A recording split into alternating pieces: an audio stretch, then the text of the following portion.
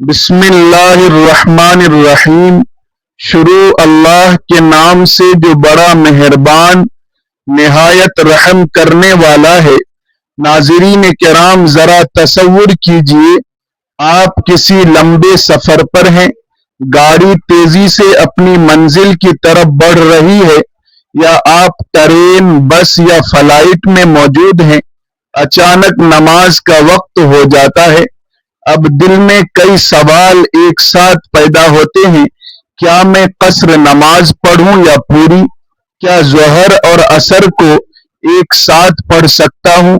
کیا مغرب اور عشاء کو جمع کرنا ہر سفر میں جائز ہے؟ اگر وضو نہ رہے تو کیا کروں؟ اگر قبلہ معلوم نہ ہو تو نماز کیسے ادا ہوگی؟ اگر راستے میں رکنے کی جگہ نہ ملے تو کیا حکم ہے؟ اگر کسی شہر میں چند دن قیام کرنا ہو تو کب تک قصر کی اجازت رہے گی؟ افسوس کی بات یہ ہے کہ انہی مسائل میں لا علمی کی وجہ سے بہت سے مسلمان روزانہ غلطیاں کر بیٹھتے ہیں۔ کچھ لوگ وہاں پوری نماز پڑھتے ہیں جہاں شریعت نے قصر کا حکم دیا ہے، جبکہ بعض لوگ ہر سفر میں بلا وجہ نمازیں جمع کر لیتے ہیں۔ کچھ حضرات صرف سفر کا ارادہ کرتے ہی خود کو مسافر سمجھ لیتے ہیں، حالانکہ شریعت کے اپنے واضح اصول ہیں۔ ناظرین کرام، نماز دین کا سب سے عظیم ستون ہے، اس لیے اس کے احکام کو صحیح طور پر جاننا ہر مسلمان کی ذمہ داری ہے، خاص طور پر سفر کے دوران، کیونکہ معمولی سی لا علمی بھی عبادت میں کمی کا سبب بن سکتی ہے۔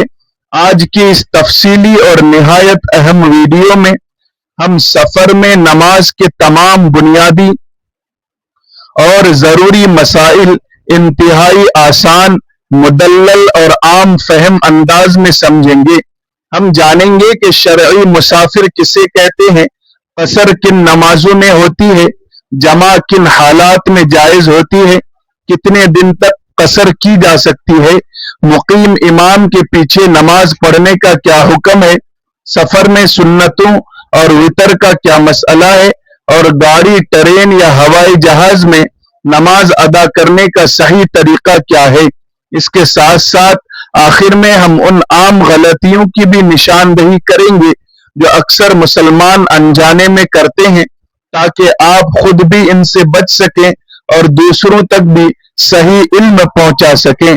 لہٰذا گزارش ہے کہ اس ویڈیو کو آخر تک ضرور دیکھیے، کیونکہ ممکن ہے آج آپ کو ایسا مسئلہ معلوم ہو جائے جو آئندہ پوری زندگی آپ کی نماز کو درست کر دے۔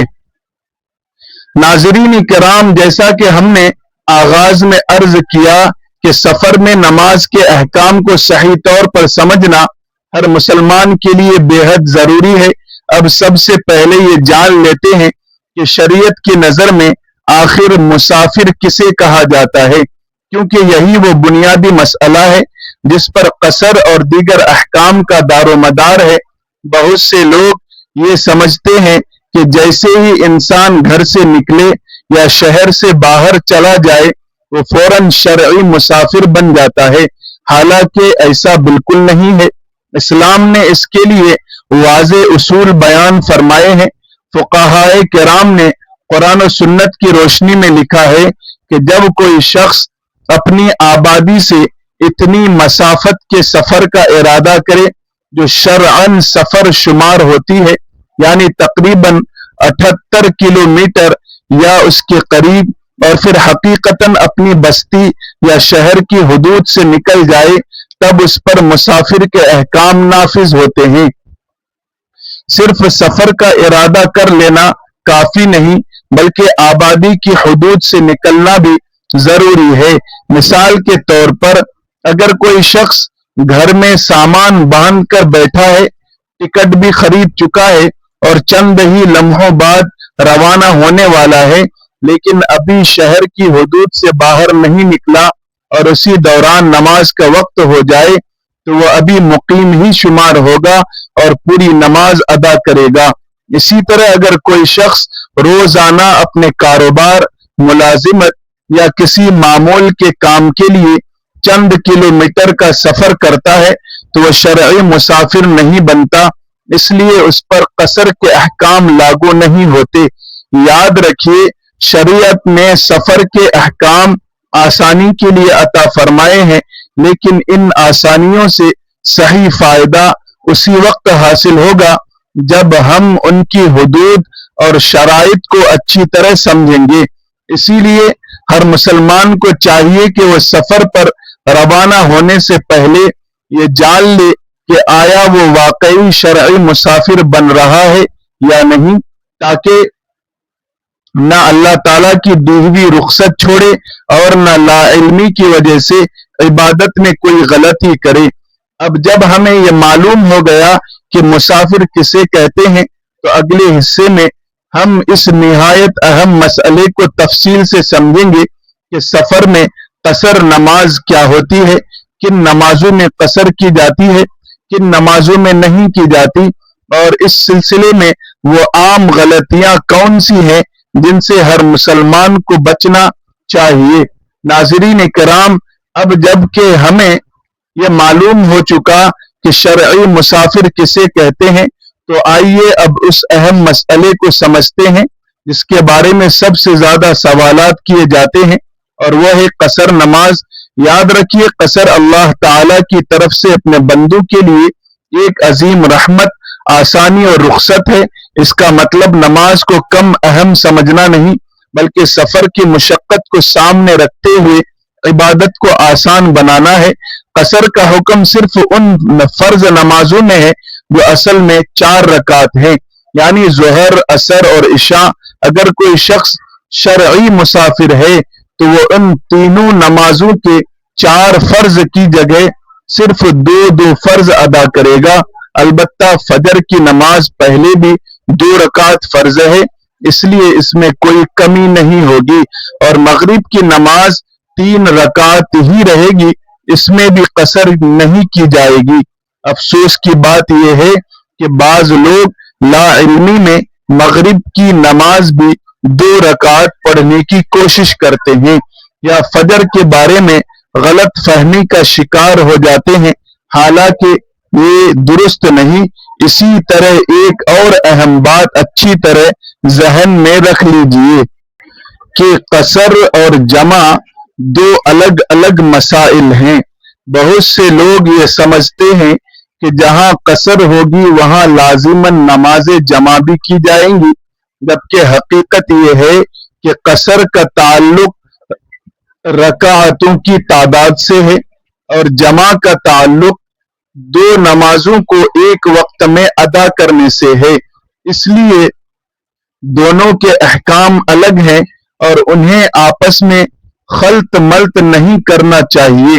اسی طرح سفر میں سنتوں اور نوافل کے بارے میں بھی اعتدال اختیار کرنا چاہیے۔ فجر کی 2 سنتوں کی بڑی فضیلت آئی ہے، اس لیے حتی الامکان ان کا اہتمام کرنا چاہیے، اور وتر کو بھی معمولی نہیں سمجھنا چاہیے۔ جبکہ دیگر سنتوں اور نوافل میں اگر وقت، سہولت اور اطمینان میسر ہو تو ضرور ادا کریں، کیونکہ سفر عبادت چھوڑنے کا نام نہیں بلکہ اللہ تعالی کی دی ہوئی رخصت سے فائدہ اٹھاتے ہوئے عبادت کو جاری رکھنے کا نام ہے۔ ایک سچا مومن وہی ہے جو سفر کی تھکن، مصروفیت اور دشواریوں کے باوجود اپنے رب کے حکم کو مقدم رکھتا ہے اور نماز کی حفاظت کرتا ہے۔ اب ایک نہایت اہم سوال باقی رہ جاتا ہے کہ کیا مسافر ہر حالت میں 2 نمازیں ایک ساتھ پڑھ سکتا ہے؟ اگر کسی مقیم امام کے پیچھے نماز پڑھے تو کیا کرے؟ اور اگر کسی دوسرے شہر میں چند دن قیام کرنا ہو تو کب تک قصر کرے؟ ان تمام اہم مسائل کو ہم اگلے حصے میں نہایت آسان انداز میں تفصیل کے ساتھ سمجھیں گے انشاءاللہ۔ ناظرین کرام، اب آئیے ان چند اہم مسائل کو بھی سمجھ لیتے ہیں جن کا سامنا تقریباً ہر مسافر کو کسی نہ کسی وقت ضرور ہوتا ہے۔ سب سے پہلے یہ جان لیجئے کہ اگر کوئی شرعی مسافر کسی ایسی مسجد میں نماز ادا کرے جہاں امام مقیم ہو تو اس صورت میں مسافر امام کے اقتدا کرتے ہوئے پوری نماز ادا کرے گا، یعنی وہ 2 رکعت پر سلام نہیں پھیرے گا بلکہ امام کے ساتھ 4 رکعتیں مکمل کرے گا، کیونکہ رسول اللہ صلی اللہ علیہ وسلم کی تعلیمات کی روشنی میں امام کی پیروی کرنا ضروری ہے۔ اس کے برعکس اگر امام خود مسافر ہو اور مقتدی مقیم ہو تو مسافر امام 2 رکعت پر سلام پھیر دے گا اور مقیم مقتدی اپنی باقی 2 رکعتیں الگ سے مکمل کریں گے۔ اب ایک اور نہایت اہم مسئلہ سمجھ لیجئے، اور وہ ہے کسی دوسرے شہر میں قیام کی مدت۔ بہت سے لوگ اس بارے میں الجھن کا شکار رہتے ہیں کہ آخر کتنے دن تک قصر کی جا سکتی ہے۔ فقہ حنفی کے مطابق اگر کوئی شخص کسی جگہ 15 دن یا اس سے زیادہ ٹھہرنے کی پختہ نیت کر لے تو وہ شرعاً مقیم شمار ہوگا، اس کے بعد اس پر پوری نماز پڑھنا لازم ہوگا، جبکہ اگر قیام کی نیت 15 دن سے کم ہو تو وہ مسافر ہی رہے گا اور قصر کے احکام جاری رہیں گے۔ اسی طرح اگر کسی شخص کو یہ معلوم ہی نہ ہو کہ واپسی کب ہوگی، مثلا کسی علاج، سرکاری کام یا مجبوری کی وجہ سے روزانہ قیام بڑھتا جا رہا ہو تو اس مسئلے کی بھی فقہی تفصیل موجود ہے، لہٰذا ایسے حالات میں کسی مستند عالم دین سے رہنمائی لینا بہتر ہے۔ اسی طرح آج کے دور میں اکثر لوگ ہوائی جہاز، ٹرین یا بس کے ذریعے سفر کرتے ہیں اور دوران سفر نماز کا وقت آ جاتا ہے۔ ایسی صورت میں مسلمان کو چاہیے کہ سفر سے پہلے نمازوں کے اوقات معلوم کرے، وضو کا انتظام رکھے، جہاں ممکن ہو مناسب جگہ پر اتر کر نماز ادا کرے، اور اگر واقعی ایسی مجبوری ہو کہ اترنا یا کھڑے ہو کر نماز پڑھنا ممکن نہ ہو تو اپنی استطاعت کے مطابق نماز ادا کرے اور اس مسئلے میں اہل علم کی رہنمائی پر عمل کرے۔ یاد رکھیے اللہ تعالیٰ نے دین کو آسان بنایا ہے، لیکن آسانی کا مطلب یہ نہیں کہ انسان نماز میں اپنی طرف سے تبدیلیاں کرنے لگے۔ شریعت نے جہاں رخصت دی ہے وہاں رخصت پر عمل کرنا بھی عبادت ہے، اور جہاں اصل حکم باقی ہے وہاں اسی پر عمل کرنا بندگی کی علامت ہے۔ اب آخر میں ہم سفر میں نماز سے متعلق چند ایسی عام غلطیوں کا ذکر کریں گے جو اکثر مسلمان انجانے میں کرتے ہیں، اور ساتھ ہی اس پوری گفتگو کا خلاصہ اور ایک ایمان افروز نصیحت بھی پیش کریں گے تاکہ یہ علم صرف معلومات تک محدود نہ رہے بلکہ ہماری عملی زندگی کا حصہ بن جائے انشاءاللہ۔ ناظرین کرام، اب آئیے سفر میں نماز سے متعلق ان عام غلطیوں کا بھی ذکر کر لیتے ہیں جن میں بہت سے مسلمان لا علمی کی وجہ سے مبتلا ہو جاتے ہیں۔ پہلی غلطی یہ ہے کہ بعض لوگ شرعی مسافر بننے سے پہلے ہی قصر نماز پڑھنا شروع کر دیتے ہیں، حالانکہ جب تک انسان اپنی آبادی یا شہر کی حدود سے باہر نہ نکل جائے اس پر مسافر کے احکام نافذ نہیں ہوتے۔ دوسری غلطی یہ ہے کہ کچھ لوگ ہر سفر میں بلا تحقیق ظہر اور عصر یا مغرب اور عشاء کو جمع کر لیتے ہیں، جبکہ جمع اور قصر کے احکام الگ الگ ہیں اور ہر حالت میں جمع کرنا درست نہیں۔ تیسری غلطی یہ ہے کہ بعض لوگ سفر کی مصروفیات، کاروبار، رشتہ داری، سیاحت یا گاڑی کی وجہ سے نماز کو اتنا مؤخر کر دیتے ہیں کہ وقت ہی ختم ہو جاتا ہے، حالانکہ مسلمان کی پہلی ذمہ داری یہ ہے کہ وہ نماز کو اس کے وقت پر ادا کرنے کی فکر کرے۔ چوتھی غلطی یہ ہے کہ کچھ لوگ یہ سمجھتے ہیں کہ سفر میں سنتیں اور وتر کی کوئی اہمیت نہیں، جبکہ فجر کی سنتوں کا خاص اہتمام کرنا چاہیے اور وتر کو بھی معمولی نہیں سمجھنا چاہیے۔ اسی طرح بعض لوگ قبلہ معلوم کرنے یا وضو کا انتظام کرنے کی کوشش ہی نہیں کرتے، حالانکہ آج کے دور میں موبائل ایپلیکیشنز، نقشوں اور دیگر ذرائع کی مدد سے قبلہ اور نماز کے اوقات معلوم کرنا پہلے سے کہیں زیادہ آسان ہو چکا ہے۔ ایک سمجھدار مسلمان سفر شروع کرنے سے پہلے نمازوں کے اوقات دیکھتا ہے، وضو کی سہولت کا خیال رکھتا ہے اور جہاں ممکن ہو ایسی منصوبہ بندی کرتا ہے کہ نماز سکون اور اطمینان سے ادا ہو سکے۔ یاد رکھیے، اللہ تعالیٰ نے سفر میں آسانی ضرور عطا فرمائی ہے، مگر نماز کی اہمیت کو کبھی کم نہیں کیا۔ قرآن مجید ہمیں یاد دلاتا ہے کہ نماز ایمان والوں پر مقررہ وقتوں میں فرض کی گئی ہے، اس لیے امن ہو یا سفر، آرام ہو یا مشقت، ہر حال میں نماز کی حفاظت کرنا ہی ایک سچے مومن کی شان ہے۔ صحابہ اکرام رضی اللہ عنہم نے بھی سفر، ہجرت، تجارت اور جہاد جیسے انتہائی دشوار حالات میں نماز کو کبھی معمولی نہیں سمجھا، بلکہ اللہ کی عطا کردہ رخصتوں پر عمل کرتے ہوئے بھی نماز کی عظمت کو ہمیشہ اپنے دلوں میں زندہ رکھا۔